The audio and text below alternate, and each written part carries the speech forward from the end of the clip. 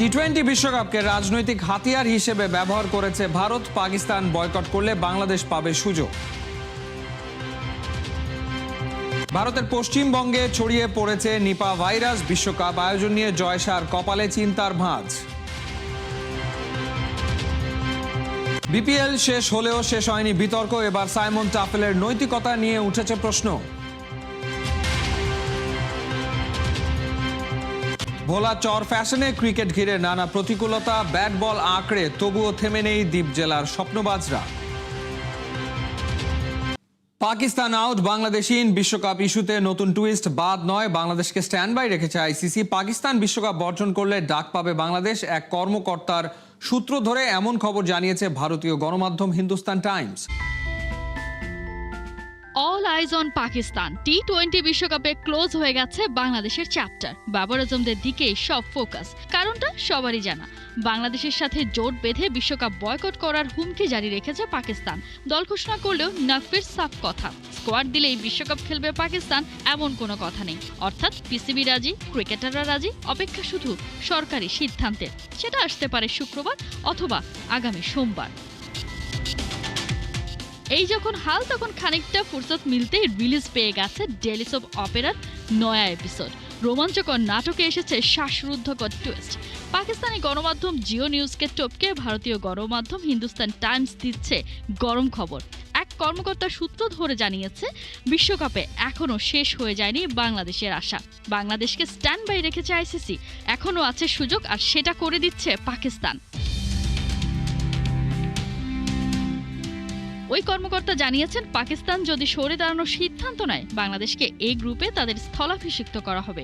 তখন বিসিবির দাবি অনুযায়ী তারা সব ম্যাচ শ্রীলঙ্কাতেই খেলবে, আর সেটা হলে লজিস্টিক চ্যালেঞ্জ মোকাবেলা করা আরও সহজ হবে। ভারতে না খেলার বিষয়ে অনড় থাকায় বাংলাদেশকে বিশ্বকাপ থেকে বাদ দিয়ে দেয় আইসিসি। লাল সবুজদের বদলে বিশ্বকাপে ঢুকে যায় স্কটল্যান্ড। আগে শোনা যাচ্ছিল, যদি পাকিস্তানও বয়কট করে তবে জায়গা পাবে উগান্ডা। এবারে যদি এমন হয় পাকিস্তানের বদলে বিশ্বকাপে ওয়াইল্ড কার্ড এন্ট্রি হয়ে যায় বাংলাদেশের, তবে মাথায় হাত পড়বে বাবর আজমদের।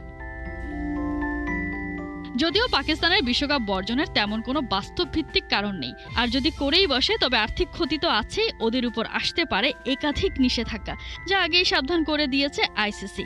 বোদ্ধাদের মত, পাকিস্তান কখনোই বাংলাদেশের জন্য নিজেদের এত বড় ক্ষতি করবে না। ভুলে গেলে চলবে না, পিসিবি চেয়ারম্যান মহসিন নকভি আগে একজন পলিটিশিয়ান, তারপর বোর্ডের অভিভাবক, তাই সময় বুঝে চাল দেয়াতে একেবারে উস্তাদ। একের পর এক কুটচালে নিজেদের আধিপত্য জাহির করেও বিশ্বকাপ আয়োজন নিয়ে স্বস্তিতে নেই ভারত। এবার দেশটিতে দেখা দিয়েছে নিপা ভাইরাসের প্রাদুর্ভাব।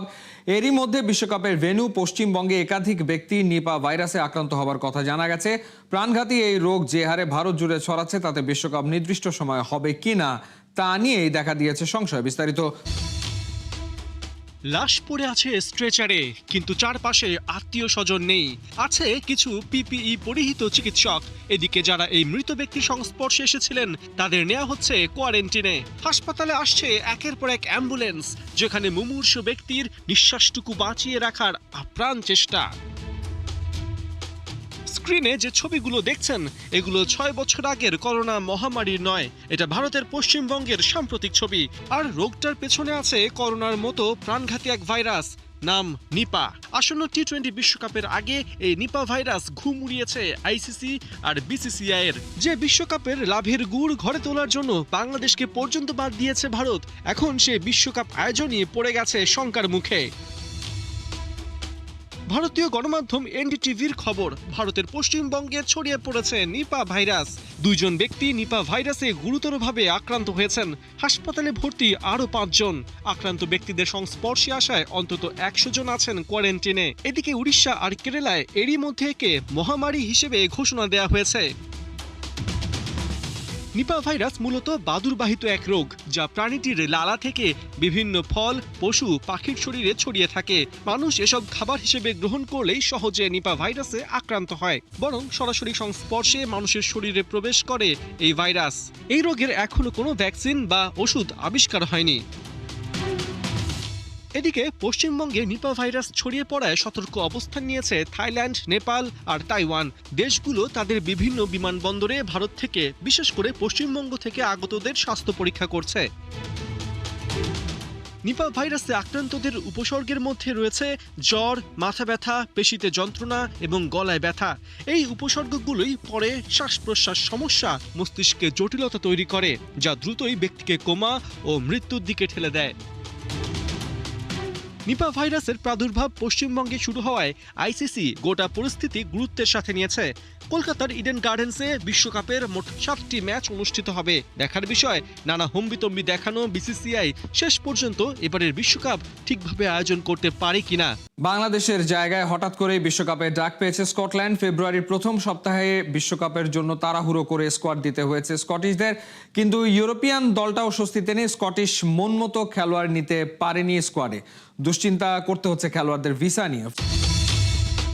প্রচলিত একটা প্রবাদ আছে, বাঘের লেজ হওয়ার চেয়ে বিড়ালের মাথা হওয়া ভালো। অর্থাৎ বিশাল ক্ষমতার অধীনস্থ হওয়ার চেয়ে ছোট জায়গায় বড় ক্ষমতার অধিকারী হওয়া শ্রেয়। কিন্তু এই প্রবাদটা সম্ভবত জানতেন না স্কটল্যান্ডের পেসার স্কট কারি। তা না হলে বিশ্বকাপটা ঠিকই খেলা হতো তার।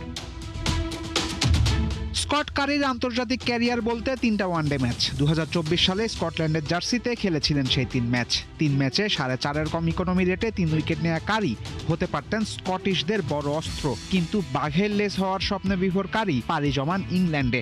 ডাকও পান ইংলিশদের স্কোয়াডে। 2025-এর সেপ্টেম্বরে ইংল্যান্ডের আয়ারল্যান্ডের বিপক্ষে টি-20 সিরিজের স্কোয়াডে ছিলেন স্কট কারি। অবশ্য কোনো ম্যাচ পাননি তিনি, কিন্তু যেহেতু ছিলেন ইংল্যান্ডের অফিসিয়াল টিম শিটে, তাই 2028 সালের সেপ্টেম্বর পর্যন্ত স্কটল্যান্ডের হয়েও খেলা হবে না তার।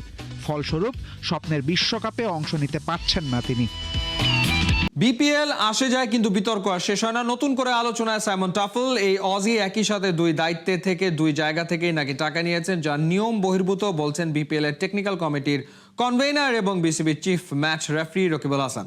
কেন ম্যাচ করলো না গত 2 বছর থেকে? এই একটা কারণেই, আমি সব কিছু করতে পারবো, আমি বিবেককে বিক্রি করতে পারবো না। বিপিএল এর যে টেকনিক্যাল কমিটি সেখানকার অ্যাডভাইজার বা সদস্য হিসেবে রেখেছে, আবার তিনি ম্যাচ রেফারিং এর দায়িত্ব পালন করেছেন। অর্থাৎ ম্যাচ রেফারি, টেকনিক্যাল কমিটির সদস্য, একজনই 2 কাজ করে কনফ্লিক্ট অফ ইন্টারেস্টের যে বিষয়টা সেটা জন্ম দিয়েছেন। আইনগতভাবে ওখানে থাকা উচিত ছিল না। সে ওখানে যখন নাকি নিজেই ম্যাচ রেফারিং করা শুরু করে দিল, যেখানে তার মেন্টর হিসাবে কাজ করা উচিত ছিল। উনি দেখবেন কোন ম্যাচ রেফারি কেমন করতে, তাহলে যদি দেখতে হয় কোন আম্পায়ারগুলো কী করতেছেন নোট নেবেন, তারপর তার সঙ্গে বলবেন। সেটা না করে উনি নিজেই গেলেন। তো সেইটা করতে যেয়ে আমাদের এরা ডিপ্রাইভড হয়েছে। টেকনিক্যাল কমিটির সদস্য হিসেবে সেখান থেকে একটা সম্মানই পাবেন বা পেয়েছেন, আবার তিনি ম্যাচ রেফারিং করেও আসলে টাকা পেয়েছেন। অর্থাৎ 2 জায়গা থেকেই টাকা নিয়েছেন একই দিনে। টেকনিক্যালি তো এটা কনফ্লিক্ট অফ ইন্টারেস্ট, কোনো সন্দেহ নাই। এবং এইভাবে যদি হয়, রকিবুল হাসান কী দোষ করেছিল? রকিবুল হাসান কেন ম্যাচ করলো না গত 2 বছর থেকে? এই একটা কারণেই। পাকিস্তান টি-20 বিশ্বকাপ বয়কট করলে সুযোগ আসবে বাংলাদেশের।